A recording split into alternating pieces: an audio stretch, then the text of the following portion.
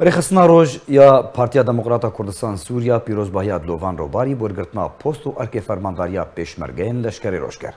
بێ سەرکردایەتیە حاجی کالو ئەندامی کۆمیتا ناڤەندی و بەرپرسê rêxistinê دوشەمê رخصنا روج یا پارتیا دموکراتا کردستان سوریا سەردana بارەgeha فەرمانداریya پێشمەرگەیەن لەشکرê رۆژ kir pîrozbahiya Dilovan Robarî بۆرگرتنا پۆست و ئەرکێن و وەکو فەرماندارê hêzên pêşmergeyên roj kir.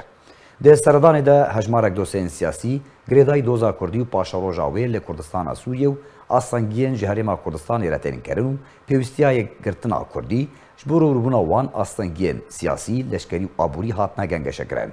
Li ser giringiya hêzên pêşmergeyên leşkerê roj di nava Kurdan de hate axiftin. Di serdanê de Hacî Kalo berpirsê rexistina roj wêneyeke Serok Barzanî diyarî Robarî kir, ji aliyê jî fermandarê pêşmergeyê roj Dilovan Robarî سەردان و pîrozbahiya rêxistina roj ya pedekesê bi bilind nirxand.